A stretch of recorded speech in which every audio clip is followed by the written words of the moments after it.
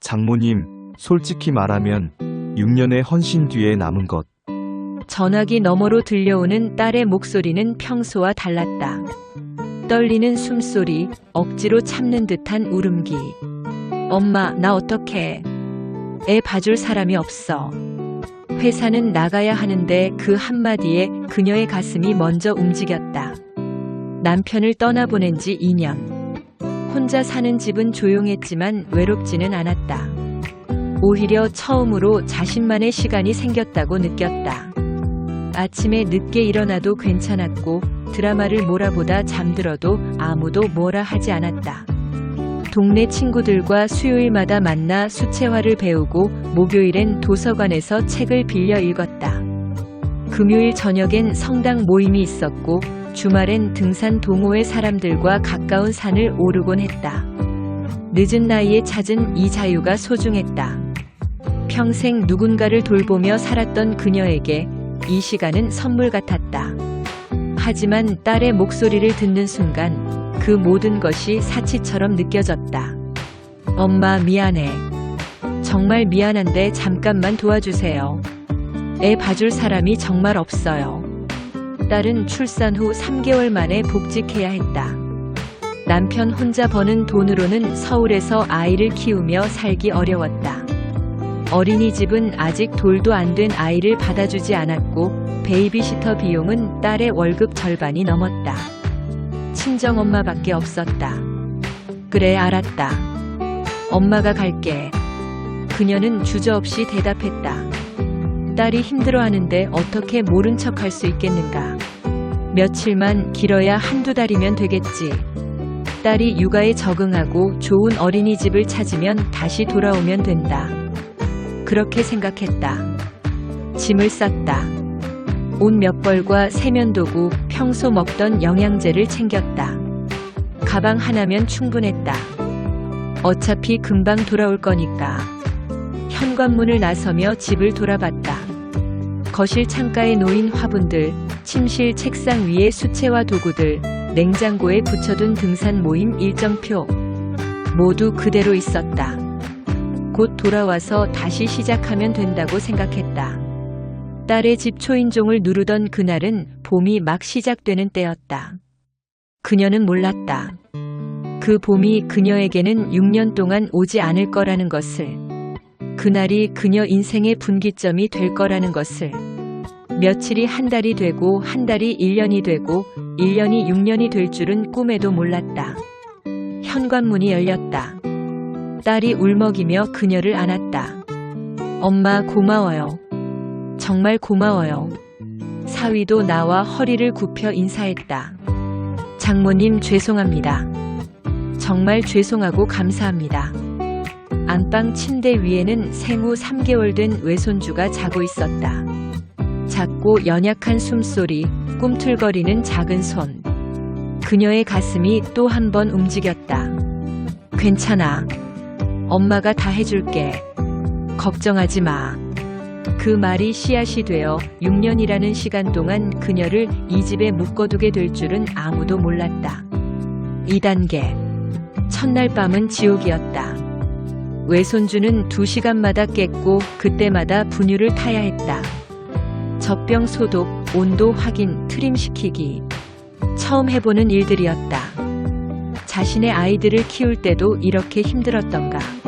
아니, 그때는 젊었다. 지금은 70이 넘은 몸이었다. 새벽 6시 손주의 울음소리에 눈을 떴다. 딸 내외는 아직 잠들어 있었다. 둘 다 어제 늦게까지 일했다고 했다. 조용히 일어나 아이를 안고 거실로 나왔다. 분유를 타고 기저귀를 갈고 트림을 시켰다. 그 사이 시계는 7시를 가리켰다. 아침 식사를 준비했다. 딸이 좋아하는 된장찌개와 계란말이, 김구이. 사위를 위해 고등어도 구웠다. 8시에 딸 내외가 일어났다. 엄마, 벌써 다 준비하셨어요? 고맙습니다, 장모님. 그들은 서둘러 아침을 먹고 출근했다. 설거지를 하고 빨래를 돌리고 다시 아이를 봤다. 아이는 배가 고프면 울었고 기저귀가 젖으면 울었고 심심하면 울었다. 그녀는 하루 종일 아이를 안고 달랬다. 허리가 아팠지만 내려놓을 수 없었다. 내려놓으면 아이가 울었으니까. 점심은 간단히 라면으로 때웠다. 아이를 재우고 나서야 겨우 앉아서 먹을 수 있었다. 하지만 한 숟가락 떠먹기도 전에 아이가 다시 깼다. 라면은 불어터졌고 그녀는 그대로 버렸다. 오후 2시 아이를 안고 아파트 단지를 한 바퀴 돌았다. 바람을 쐬면 아이가 좀 진정될까 싶어서였다. 유모차를 밀며 걷는데 다른 엄마들이 보였다. 젊은 엄마들. 그들은 서로 이야기를 나누며 웃고 있었다. 그녀는 그 무리에 낄 수 없었다. 나이 차이가 너무 났으니까. 5시 저녁 준비를 시작했다. 아이를 바운서에 눕혀두고 부엌에 섰다. 하지만 아이는 계속 보챘고 그녀는 부엌과 거실을 오가며 요리를 했다. 국은 넘쳤고 생선은 타버렸다. 7시 딸 내외가 퇴근했다. 엄마, 오늘 뭐 해먹을 거예요? 딸이 자연스럽게 물었다.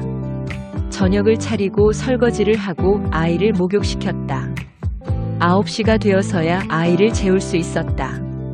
그녀는 소파에 쓰러지듯 앉았다. 온몸이 쑤셨다. 특히 허리와 무릎이 심했다. 하지만 쉴 수 없었다. 내일 아침 식사 준비를 위해 재료를 손질해야 했고 아이 옷을 빨아야 했다. 11시 겨우 방에 들어갔다. 하지만 잠들기 무섭게 아이가 울었다. 다시 일어나 분유를 탔다. 새벽 1시, 3시, 5시. 밤새 4번을 깼다. 그렇게 첫날이 지나갔다. 이틀째, 사흘째, 일주일, 한 달. 하루하루가 똑같이 반복되었다. 아침에 눈을 뜨는 순간부터 밤에 불을 끌 때까지 육아와 살림은 자연스럽게 그녀의 몫이 되었다. 아이를 먹이고 씻기고 재우고 나면 하루가 끝났다. 외손주는 하루가 다르게 자라났지만 그녀의 시간은 점점 사라져갔다. 엄마, 며칠만 더 있어주세요. 제가 좋은 어린이집 알아볼게요. 딸의 말에 그녀는 고개를 끄덕였다. 며칠만 더. 하지만 그 며칠은 계속 연장되었다. 어린이집은 대기가 너무 길었고 비용도 만만치 않았다. 엄마가 봐주시면 우리가 얼마나 안심이 되는데요. 조금만 더 부탁드려요. 석 달이 지났다. 그녀는 한 번도 자신의 집에 가보지 못했다. 수채화 교실도 도서관도 등산 모임도 모두 포기했다. 친구들에게 연락이 왔다. 요즘 왜 안 나와? 무슨 일 있어? 아니야, 딸 애 좀 봐주고 있어. 곧 갈게. 하지만 그 곧은 오지 않았다. 반년이 지났다. 외손주는 이제 혼자 앉을 수 있게 되었다. 이유식도 시작했다. 그녀의 일은 더 늘어났다.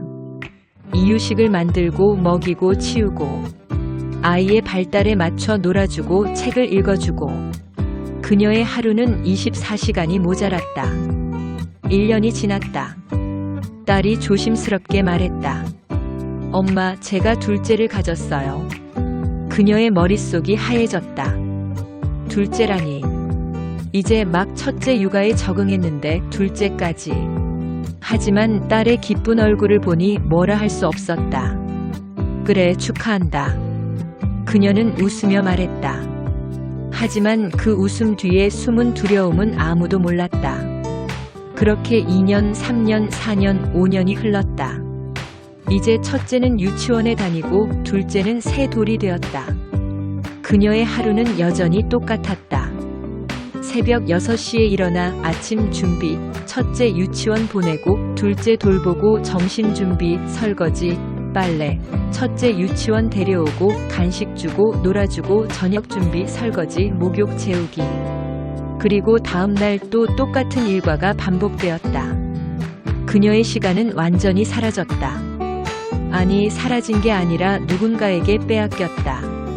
자발적으로 내어준 것처럼 보였지만 사실은 선택의 여지가 없었다. 딸이 힘들어하는데 어떻게 떠날 수 있겠는가. 손주들이 할머니를 찾는데 어떻게 돌아갈 수 있겠는가. 6년이라는 시간. 그 시간 동안 그녀가 잃어버린 것들은 무엇이었을까? 친구들, 취미, 건강, 그리고 자기 자신. 거울을 볼 때마다 낯선 사람이 보였다. 늙어버린 얼굴, 굽어진 허리, 부어오른 무릎. 6년 전에 그녀는 어디로 갔을까? 처음 그녀는 도와주는 엄마였다. 딸은 조심스럽게 부탁했다. 엄마, 오늘 아이 좀 봐줄 수 있어요? 엄마, 저녁 준비 부탁해도 될까요? 엄마, 미안한데 빨래 좀... 그럴 때마다 고마워요, 엄마. 정말 고마워요라는 말이 따라왔다. 사위도 장모님 덕분에 우리가 살아요. 감사합니다라며 머리를 숙였다. 그 감사의 말들이 그녀를 지탱했다. 힘들어도 괜찮았다. 누군가 알아봐 주니까. 누군가 고마워하니까. 그 말 한마디면 하루의 피로가 씻겨 내려가는 것 같았다. 하지만 시간이 지나면서 분위기가 달라졌다. 딸은 더 이상 조심스럽게 묻지 않았다. 엄마, 내일 회식이 있어서 늦을 것 같아요. 그것은 부탁이 아니라 통보였다. 그녀가 당연히 아이들을 돌볼 거라는 전제가 깔려 있었다. 엄마, 이번 주말에 친구들 만나고 올게요. 사위도 마찬가지였다. 그가 없는 시간 동안 집안일과 육아는 자연스럽게 그녀의 몫이 되었다. 어느 순간부터 질문은 사라지고 일정만 남았다. 엄마, 오늘 뭐 해먹을 거예요? 엄마, 애들 옷 빨아놨어요? 엄마, 내일 아침은 김치찌개 해주세요. 그것들은 요청이 아니라 지시에 가까웠다. 그녀의 의사는 중요하지 않았다. 그녀는 해야 하는 사람이었으니까. 딸의 얼굴에는 여유가 생겼고 사위의 표정은 한결 가벼워졌다. 누군가 집을 지키고 있다는 안도감, 아이를 맡길 수 있다는 믿음이 그들을 편하게 만들었다. 그 중심에는 언제나 그녀가 있었다. 딸은 회식도 하고 친구도 만나고 주말엔 쇼핑도 다녔다. 사위는 골프도 가고 술자리도 가졌다. 그들의 삶은 점점 풍요로워졌다. 반면 그녀의 삶은 점점 좁아졌다. 집과 아파트 단지가 그녀의 세계 전부가 되었다. 바깥 세상은 점점 멀어졌다. 뉴스를 볼 시간도 없었고 책을 읽을 여유도 없었다. 그녀는 오로지 이 집, 이 아이들, 이 가족만을 위해 존재했다. 아이의 하루, 집안의 리듬, 식탁의 시간까지 모두 그녀를 기준으로 돌아가기 시작했다. 아침 7시엔 아이들이 일어나고 8시엔 아침을 먹이고 9시엔 첫째를 유치원에 보내고 10시엔 둘째와 놀아주고 12시엔 점심을 먹이고 2시엔 둘째를 재우고 3시엔 첫째를 데려오고 5시엔 저녁을 준비하고 6시엔 딸 내외가 퇴근하고 7시엔 저녁을 먹고 8시엔 아이들을 목욕시키고 9시엔 재웠다. 그 시간표는 기계처럼 정확했고 그녀는 그 시간표의 중심에 있었다. 하루라도 그녀가 없으면 이 집은 돌아가지 않았다. 그녀가 아침을 준비하지 않으면 딸 내외는 굶고 출근해야 했다. 그녀가 아이들을 돌보지 않으면 딸은 회사에 갈 수 없었다. 그녀가 저녁을 차리지 않으면 온 가족이 배를 굶어야 했다. 사람들은 말하지 않았지만 분명히 알고 있었다. 그녀가 없으면 집은 돌아가지 않았다. 선택이 아닌 필수, 대체할 수 없는 존재가 된 것이다. 하지만 아이러니하게도 그만큼 그녀의 이름은 흐려졌다. 그녀는 더 이상 한 사람의 이름이 아니라 엄마라는 역할, 할머니라는 기능으로만 존재했다. 엄마는 항상 있잖아. 딸이 무심코 던진 그 말이 그녀의 가슴에 꽂혔다. 항상 있는 사람. 그것이 그녀의 정체성이 되어버렸다. 그녀에게는 자신의 일정이 없었고 자신의 계획이 없었고 자신의 삶이 없었다. 오로지 이 가족의 필요에 따라 움직이는 부속품 같은 존재. 어느 날 친구에게서 전화가 왔다. 야, 너 진짜 어떻게 된 거야? 6년 동안 한 번도 안 나왔잖아. 우리 모임에서 너 얘기 나왔어. 다들 궁금해해. 그녀는 할 말이 없었다. 미안해. 딸 애들 봐주느라 6년이나? 너, 딸 내 식모야, 엄마야? 친구의 날카로운 질문에 그녀는 대답할 수 없었다. 전화를 끊고 나서 한참을 멍하니 앉아 있었다. 나는 딸 내 식모인가 엄마인가? 엄마라면 왜 이렇게 혹사당하는 걸까? 식모라면 왜 월급도 없이 일하는 걸까? 그녀는 자신의 위치를 알 수 없었다. 처음 몇 달은 감사의 말이 넘쳐났다. 엄마 정말 고마워요. 장모님 감사합니다. 엄마가 아니었으면 우리 어떻게 살았을까요? 그 말들이 그녀에게 힘이 되었다. 힘들어도 웃을 수 있었다. 누군가 알아봐 주니까. 하지만 3개월, 6개월, 1년이 지나면서 감사의 말은 점점 줄어들었다. 엄마 고마워요는 엄마 수고하세요가 되었고, 다시 엄마 잘 있어요가 되었고, 나중엔 아무 말도 없어졌다.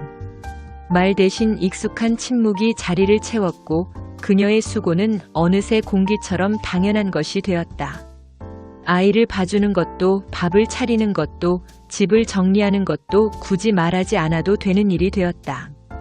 딸은 퇴근하면 당연하다는 듯 소파에 앉아 휴대폰을 보았고, 사위는 거실을 지나며 가볍게 손만 흔들었다. 아무도 오늘 그녀가 무엇을 했는지, 얼마나 힘들었는지 묻지 않았다. 그녀가 잠시 쉬고 있으면 엄마 이것 좀 봐주세요라는 말이 자연스럽게 들려왔다. 아이가 우는데 그녀만 일어났고 설거지가 쌓여 있으면 그녀가 했다. 늦은 귀가에도 미안함보다는 익숙함이 먼저였다. 엄마 있잖아라는 말이 모든 걸 설명했다. 엄마가 있으니 괜찮다. 엄마가 다 해놓을 거다. 고마움을 표현하지 않는 것이 아니라 표현할 필요조차 느끼지 못하게 된 것이었다. 그녀의 존재 자체가 너무 당연해져서 그녀가 하는 모든 일이 그냥 일어나는 일처럼 여겨졌다. 마치 해가 뜨고 지는 것처럼, 봄이 오고 가는 것처럼 그녀는 그냥 거기 있는 사람이 되었다. 어느 날 저녁 딸 내외가 외식을 하고 왔다. 그녀는 집에서 아이들을 돌보고 있었다. 그들이 돌아왔을 때 그녀는 설거지를 하고 있었다. 잘 다녀왔니? 그녀가 물었다. 네, 맛있게 먹었어요. 딸이 대답했다. 그뿐이었다. 아이들을 봐준 것에 대한 감사도 미안함도 없었다. 그것이 너무나 당연한 일이었으니까. 그녀는 가슴이 답답했다. 한마디만 해줬으면 좋겠다. 엄마 고마워요. 그 한마디면 되는데. 하지만 말할 수 없었다. 나한테 고마워요. 좀 해줘라고 어떻게 말하나. 그런 말을 하는 순간 그녀는 은혜를 바라는 이기적인 사람이 되는 것 같았다. 2년째 되던 해 명절이었다. 그녀는 혼자 명절 음식을 준비했다. 전을 부치고 나물을 무치고 갈비찜을 만들었다. 온종일 부엌에 서 있었다. 허리는 끊어질 것 같았고 다리는 후들거렸다. 하지만 쉴 수 없었다. 사위네 가족들이 오기로 했으니까. 저녁이 되어 음식을 차렸다. 사위의 부모님과 형제들이 왔다. 모두 음식을 보며 감탄했다. 와, 정성이 대단하시네요. 맛있겠다. 하지만 누구도 그녀에게 직접 고맙다는 말을 하지 않았다. 사위조차 우리 장모님이 요리를 잘하세요라고 말할 뿐이었다. 식사 후 설거지는 당연히 그녀의 몫이었다. 다른 사람들은 거실에서 TV를 보며 쉬고 있었다. 딸도 그들과 함께 있었다. 그녀는 혼자 부엌에서 설거지를 했다. 손이 시렸고 눈물이 났다. 하지만 울 수 없었다. 부엌 밖으로 나가면 웃는 얼굴을 해야 했으니까. 3년째 되던 해 그녀의 생일이었다. 딸은 아침에 엄마 생일 축하해요라고 말했다. 그뿐이었다. 케이크도 없었고 선물도 없었고 특별한 식사도 없었다. 저녁은 평소와 똑같은 메뉴였다. 그녀가 직접 차린. 밤에 혼자 누워 생각했다. 내 생일인데 내가 밥을 차렸다.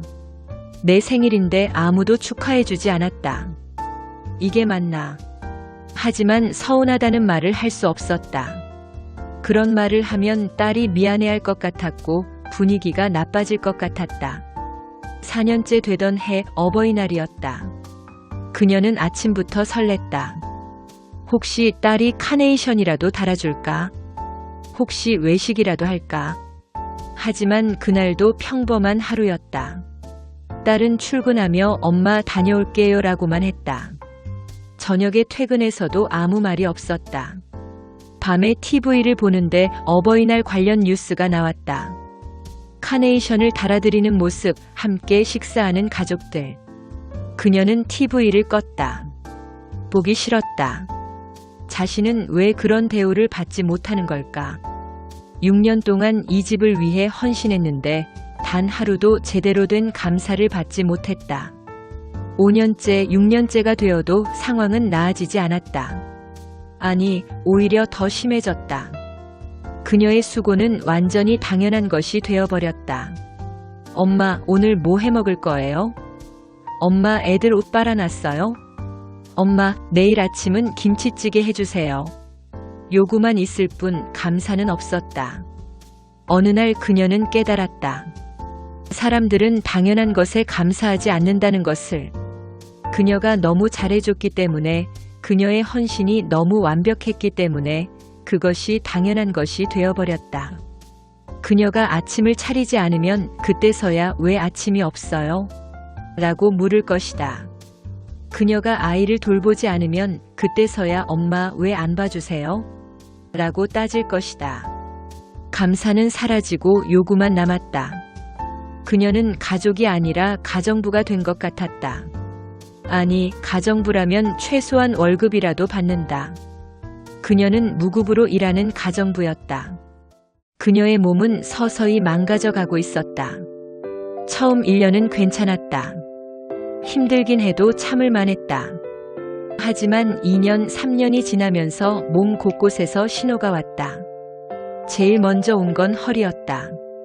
아이를 안고 달래다 보니 허리에 무리가 갔다. 특히 둘째가 태어나고 나서는 더 심해졌다. 한 손에는 둘째를 안고 다른 손으로는 첫째를 달래야 했다. 허리가 끊어질 것 같았다. 아침에 일어날 때마다 허리를 펴기가 힘들었다. 다음은 무릎이었다. 아이들과 놀아주려면 바닥에 앉아야 했다. 하루에 수십 번씩 앉았다 일어서기를 반복했다. 계단을 오르내릴 때도 무릎이 욱신거렸다. 유치원 등하원을 시키려면 하루에 4번씩 4층을 오르내려야 했다. 엘리베이터가 있었지만 아이들은 계단으로 가는 걸 좋아했다. 어깨도 아팠다. 빨래를 널고 요리를 하고 청소를 하다 보니 어깨가 굳어갔다. 밤에는 어깨가 너무 아파 잠을 이루기 힘들었다. 손목도 시큰거렸다. 설거지를 할 때마다 손목이 저렸다. 3년째 되던 해 그녀는 병원에 가고 싶었다. 허리가 너무 아파서 참을 수가 없었다. 하지만 갈 수 없었다. 아이들을 맡길 곳이 없었으니까. 딸에게 말하려다 참았다. 딸도 회사 일로 바쁜데 짐이 되고 싶지 않았다. 파스를 사서 붙였다. 진통제를 먹었다. 그렇게 버텼다. 조금만 더 참자. 조금만 더. 스스로를 달랬다. 하지만 통증은 점점 심해졌다. 4년째 되던 해 건강검진을 받아야 할 시기가 되었다. 하지만 그것조차 갈 수 없었다. 검진을 받으려면 하루 종일 병원에 있어야 하는데 아이들을 누가 봐주나. 딸에게 말했다. 나 건강검진 좀 받아야 할 것 같은데. 딸은 난색을 표했다. 엄마, 이번 주는 제가 중요한 회의가 있어서요. 다음 주에 받으시면 안 돼요? 다음 주가 되었지만 상황은 똑같았다. 딸은 또 다른 이유로 바빴다. 그렇게 건강검진은 계속 미뤄졌다. 결국 받지 못했다. 5년째 되던 해 그녀는 계단에서 넘어졌다. 둘째를 안고 계단을 내려가다가 발을 헛디뎠다. 다행히 아이는 다치지 않았지만 그녀의 무릎은 심하게 부었다. 너무 아파서 걸을 수조차 없었다. 딸을 불렀다. 나 좀 병원에 데려다 줄 수 있어? 딸은 난감한 표정을 지었다. 엄마, 지금요? 저 회사에서 퇴근 못 하는데요. 남편한테 말해 볼게요. 사위에게 연락했지만 사위도 야근이라고 했다. 그녀는 혼자 택시를 타고 병원에 갔다. 아이들은 집에 두고 첫째에게 할머니 금방 올게. 동생 잘 봐라고 부탁하고 나왔다. 7살짜리에게 3살짜리를 맡기고 병원 가는 내내 가슴이 철렁했다. 아이들이 괜찮을까? 사고라도 나면 어떡하지? 병원에서는 무릎 인대가 늘어났다고 했다. 2주 정도 무리하지 말고 쉬어야 한다고. 하지만 어떻게 쉰다는 말인가? 집에 돌아와서도 그녀는 똑같이 일했다. 아이들을 돌봐야 했고 밥을 차려야 했고 집을 정리해야 했다. 무릎은 아팠지만 참았다. 6년째 되던 해 그녀는 혈압약을 먹기 시작했다. 혈압이 너무 높아졌다. 스트레스 때문이었다. 의사는 스트레스를 줄이고 충분히 쉬세요라고 했다. 그녀는 쓴웃음을 지었다. 쉬라고? 어떻게? 당뇨 수치도 높아졌다. 의사는 식이 조절을 하셔야 합니다라고 했다. 하지만 그녀는 항상 아이들 먹다 남은 밥을 먹었다. 제대로 된 식사를 할 시간이 없었다. 서서 먹거나 아이를 안고 먹거나 아예 굶는 날도 많았다. 몸은 지쳐갔지만 말할 수 없었다. 나 아파라고 말하면 짐이 되는 것 같았다. 딸도 힘든데 자신이 더 힘들다고 말하는 건 이기적인 것 같았다. 그래서 참았다. 아픈 몸을 이끌고 계속 일했다. 밤에는 몸이 너무 아파서 잠을 이룰 수 없었다. 허리도 아프고 무릎도 아프고 어깨도 아프고 온몸이 쑤셨다. 하지만 다음날 아침이 되면 또 일어나야 했다. 아이들이 배고파할 테니까. 어느 날 거울을 봤다. 그곳에는 완전히 늙어버린 여자가 있었다.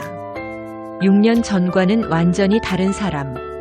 머리는 하얗게 새었고 얼굴은 주름투성이었고 몸은 굽어 있었다. 70이었던 그녀는 이제 76. 하지만 거울 속의 그녀는 80대처럼 보였다. 그녀는 울었다. 내가 왜 이렇게 됐지? 내 건강은 어디로 갔지? 하지만 눈물을 닦고 다시 일어섰다. 아이들 아침을 준비해야 했으니까. 그날은 평범한 금요일이었다. 그녀는 아침부터 바빴다. 아이들을 깨우고 아침을 먹이고 첫째를 유치원에 보냈다. 둘째와 놀아주고 점심을 준비하고 설거지를 하고 빨래를 돌렸다. 오후엔 첫째를 데려오고 간식을 주고 놀아주고 저녁을 준비했다. 저녁 6시 딸 내외가 퇴근했다. 평소보다 표정이 밝았다. 엄마, 우리 오늘 회사에서 좋은 일이 있었어요. 딸이 말했다. 그래? 무슨 일인데? 제가 승진했어요. 그녀는 진심으로 기뻤다. 축하한다. 사위도 저도 프로젝트가 잘 끝났어요 라며 웃었다. 저녁 식사를 하며 딸 내외는 신나게 이야기했다. 회사 이야기, 동료 이야기, 앞으로의 계획. 그녀는 가만히 듣고 있었다. 그들의 삶은 계속 앞으로 나아가고 있었다. 승진도 하고 프로젝트도 성공하고. 반면 그녀의 삶은 6년째 제자리였다. 식사 후 딸 내외는 거실에서 TV를 보며 쉬었다. 그녀는 설거지를 하고 아이들을 목욕시키고 재웠다. 9시가 되어서야 거실로 나왔다. 딸 내외는 와인을 마시며 이야기하고 있었다. 그녀는 소파 구석에 조용히 앉았다. 온몸이 쑤셨다. 특히 허리가 심했다. 아이를 목욕시키느라 계속 허리를 굽혔더니 펴지지가 않았다.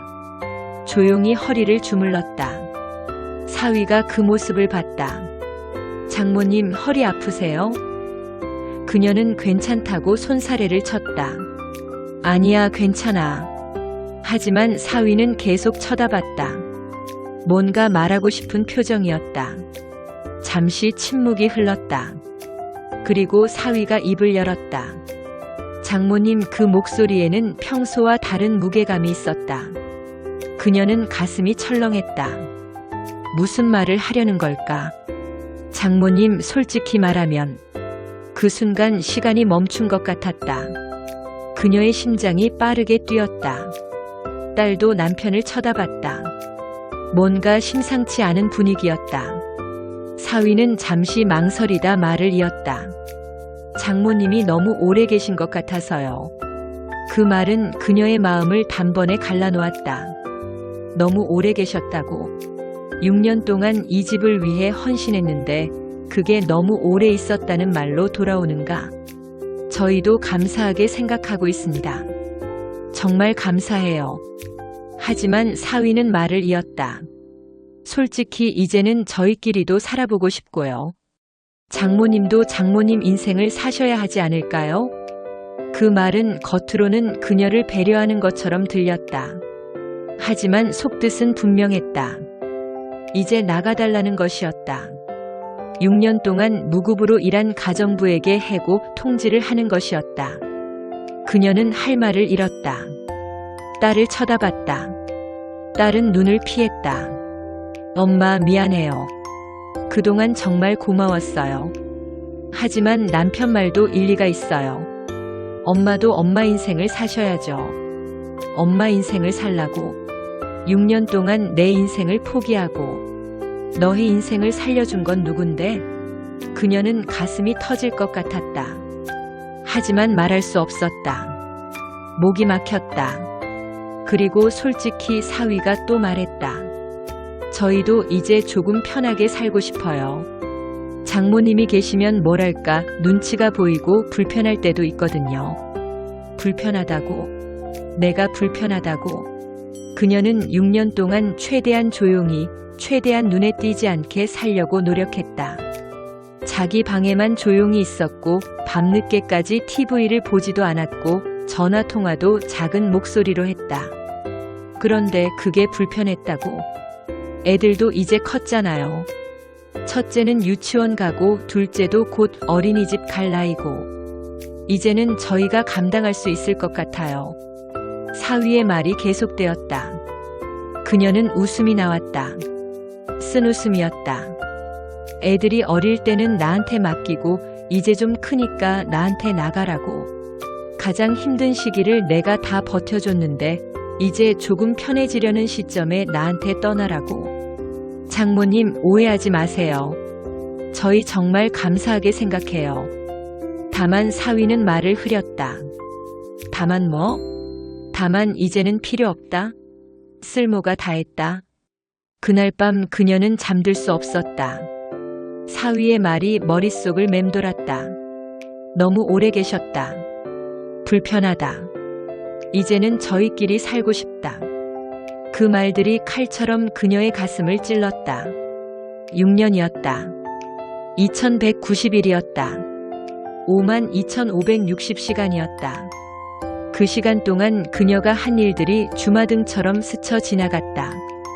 밤새 분유를 탄 일, 아픈 아이를 간호한 일, 매일 아침 식사를 준비한 일, 빨래를 하고 설거지를 하고 청소를 한 일. 그 모든 것이 결국 너무 오래 계셨다는 한마디로 정리되는가. 다음 날 아침 그녀는 평소처럼 일어났다. 아이들 아침을 준비하고 유치원을 보내고 집안일을 했다. 하지만 마음은 텅 비어 있었다. 어제의 그 말이 계속 머릿속을 맴돌았다. 점심때 딸이 전화했다. 엄마, 오늘 일찍 퇴근할 수 있을 것 같아요. 저녁은 제가 준비할게요. 엄마는 쉬세요. 딸의 목소리에는 미안함이 묻어 있었다. 어젯밤 일로 미안한 모양이었다. 저녁에 딸이 일찍 퇴근했다. 정말로 저녁을 준비했다. 배달 음식이었지만 식사 중에 딸이 조심스럽게 말했다. 엄마, 어젯밤 일 기분 나빴죠? 그녀는 괜찮다고 말하려다 참았다. 괜찮지 않았다. 응, 조금. 솔직하게 말했다. 딸은 미안하다는 표정을 지었다. 엄마, 남편이 좀 직설적으로 말해서 그래요.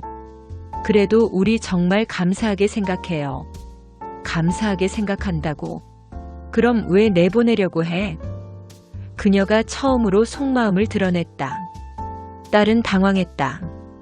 엄마, 내보내는 게 아니라 엄마도 엄마 인생을 사셔야 한다고 생각해서. 내 인생?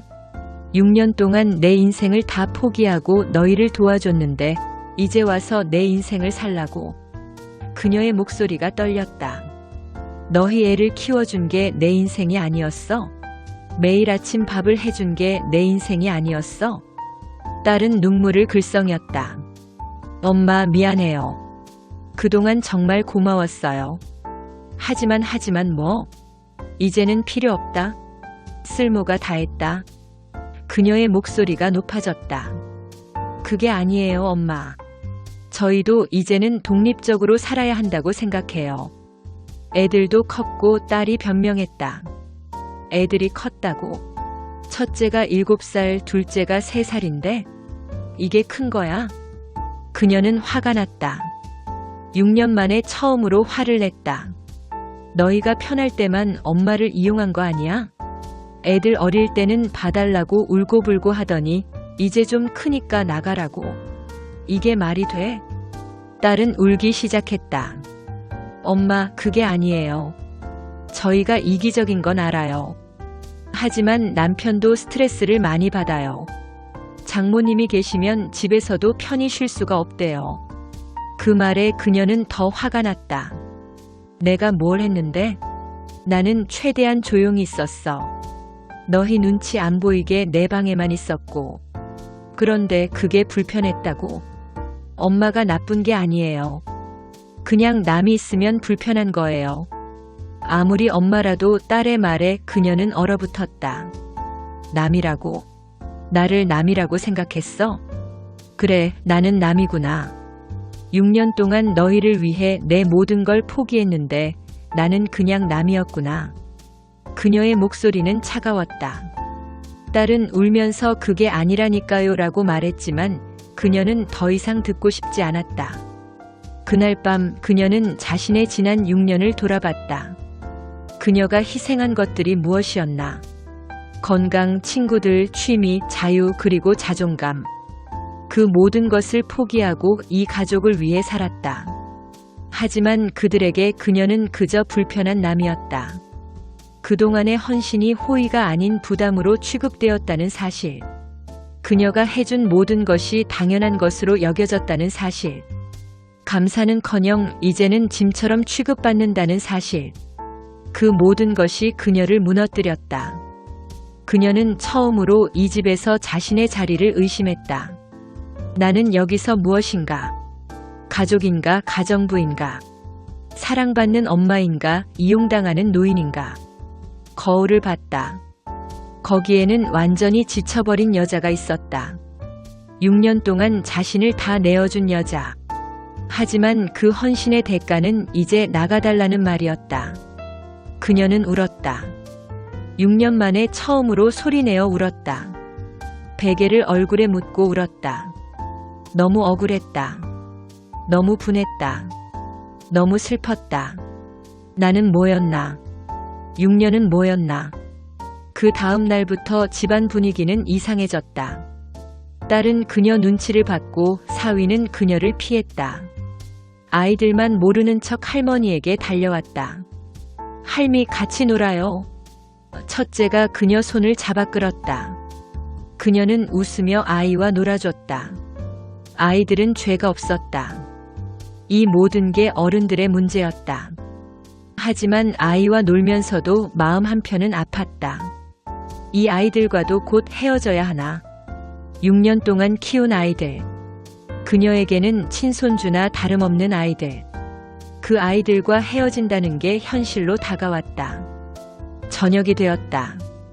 딸이 또 배달 음식을 시켰다. 요리를 하지 않았다.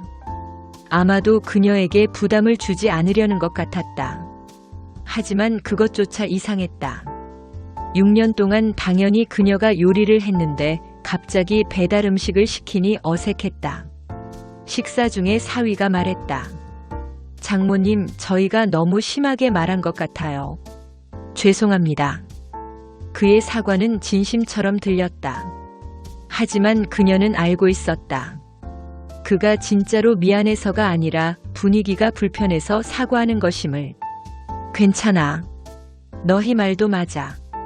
그녀가 담담하게 말했다. 나도 내 집으로 돌아가야지. 그 말에 딸이 놀랐다. 엄마 정말요?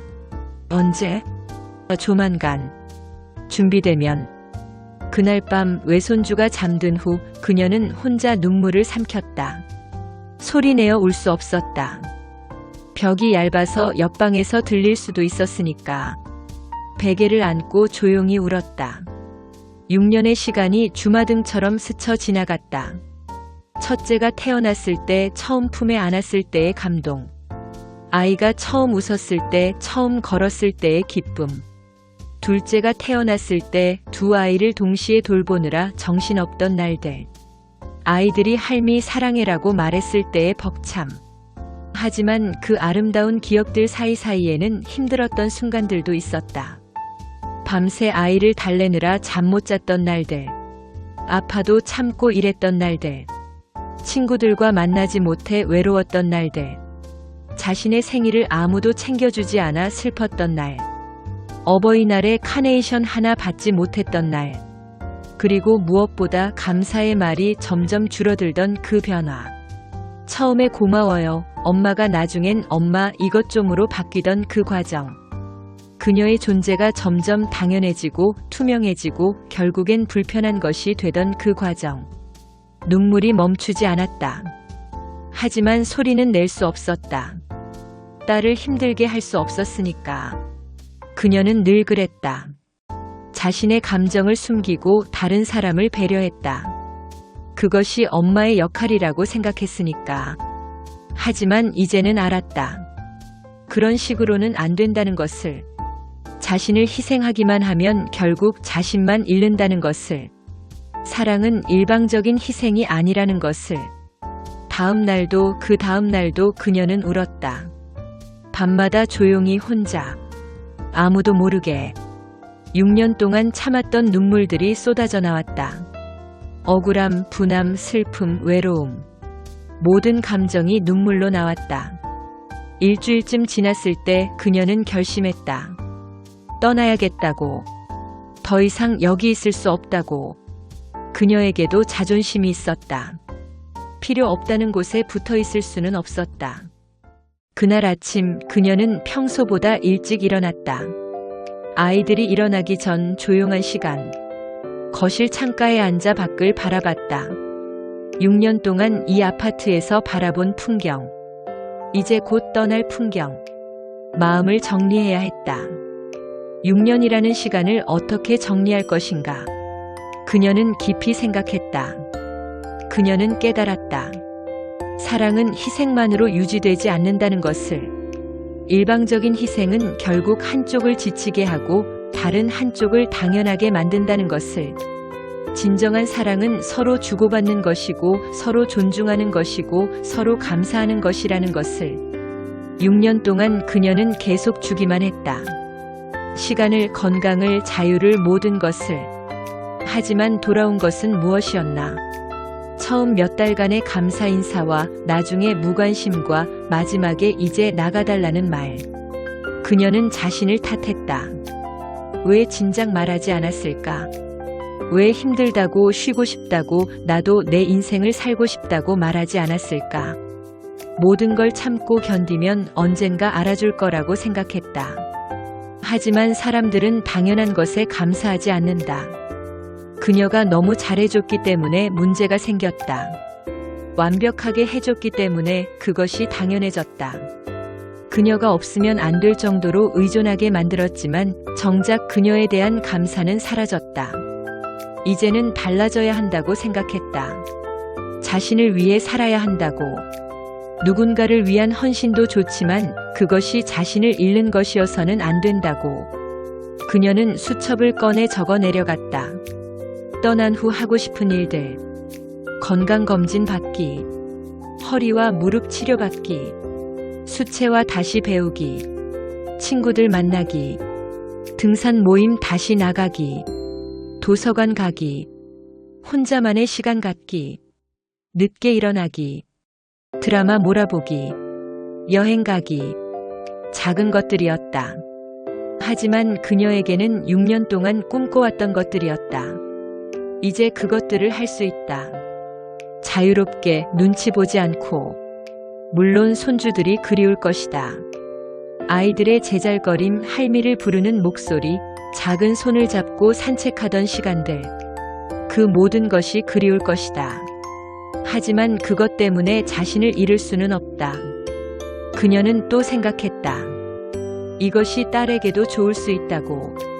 딸도 이제 진짜로 독립해야 한다. 엄마에게 의지하지 말고 스스로 육아를 하고 집안일을 하고 가정을 꾸려야 한다. 그래야 성장한다. 6년 동안 딸은 엄마에게 기대어 살았다. 편하게. 하지만 그것이 딸의 성장을 막았을 수도 있다. 이제 딸도 스스로 서야 할 때다. 그녀는 결심했다. 떠나겠다고. 자신의 삶을 되찾겠다고. 더 이상 누군가의 그림자로 살지 않겠다고. 결심을 한 후 그녀는 조용히 준비를 시작했다. 짐을 싸기 시작했다. 6년 전 가져온 가방 하나. 거기에 옷 몇 벌과 세면도구를 챙겼다. 6년 동안 살았지만 그녀의 물건은 그것뿐이었다. 나머지는 모두 이 집의 것, 손주들의 것이었다. 며칠 후 토요일 아침 그녀는 딸에게 말했다. 나 오늘 집에 갈까 한다. 딸은 놀라며 물었다. 오늘이요? 갑자기? 응. 더 이상 미룰 필요 없을 것 같아서. 딸은 당황한 표정을 지었다. 엄마, 제가 차로 데려다 드릴게요. 아니야, 괜찮아. 택시 타고 갈게. 그녀는 딸의 도움을 받고 싶지 않았다. 스스로 떠나고 싶었다. 점심을 먹고 그녀는 가방을 들었다. 아이들이 달려왔다. 할미, 어디 가요? 첫째가 물었다. 할미 집에 가야 해. 왜요?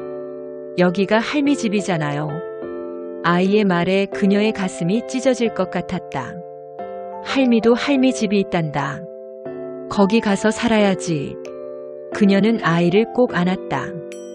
둘째도 안았다. 할미 보고 싶으면 전화해. 할미가 놀러 올게. 하지만 그녀도 알고 있었다. 쉽지 않을 거라는 것을. 현관에서 신발을 신으며 딸이 울먹였다. 엄마, 미안해요. 제가 못난 딸이에요. 그녀는 딸을 안아줬다. 아니야. 너도 이제 내 길을 가야지.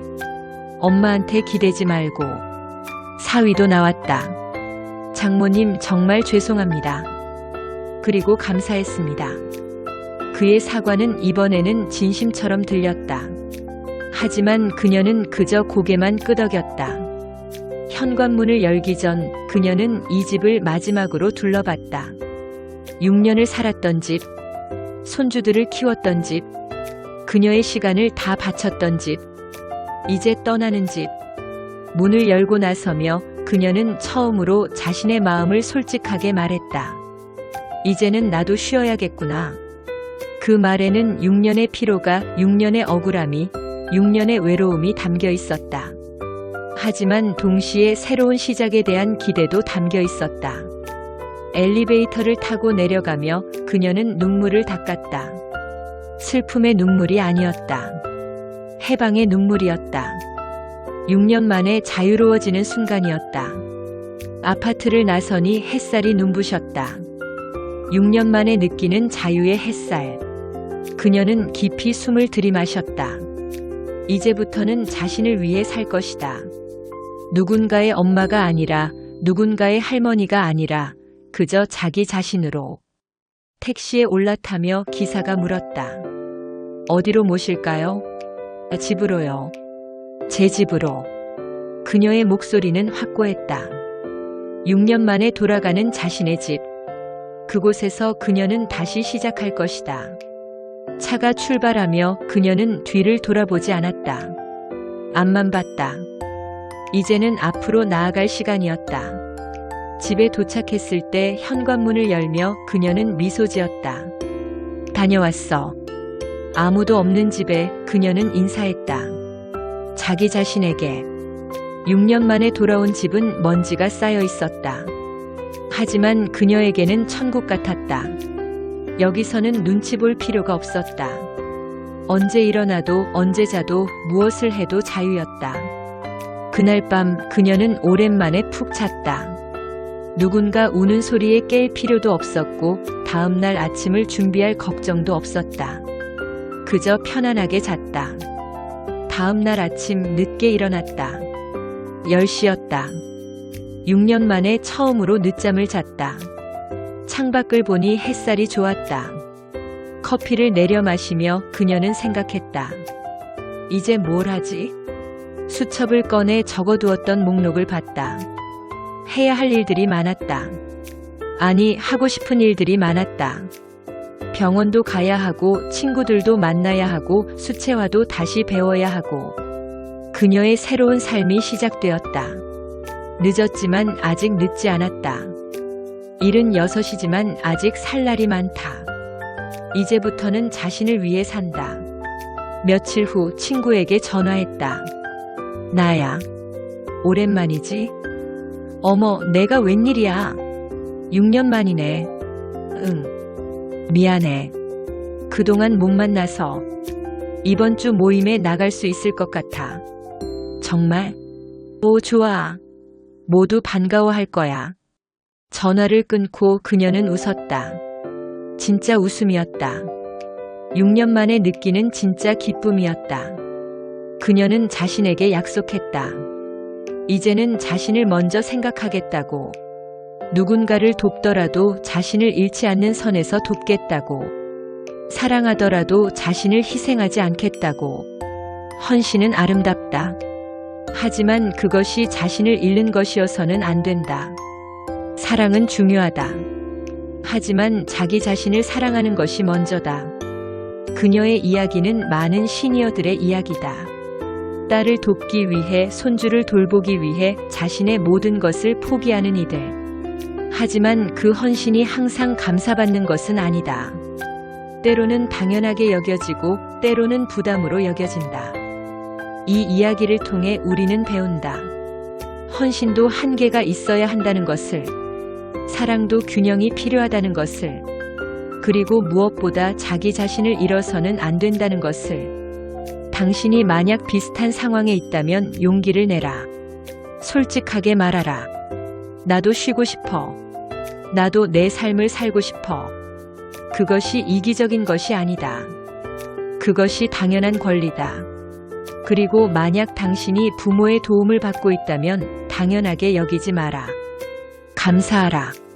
표현하라. 고맙습니다. 사랑합니다. 그 말 한마디가 그들에게는 큰 힘이 된다. 6년의 헌신 뒤에 남은 것. 그것은 후회일 수도 있고 배움일 수도 있다. 중요한 것은 이제부터다. 어떻게 살 것인가? 그녀는 선택했다. 자신을 위한 삶을. 당신의 선택은 무엇인가?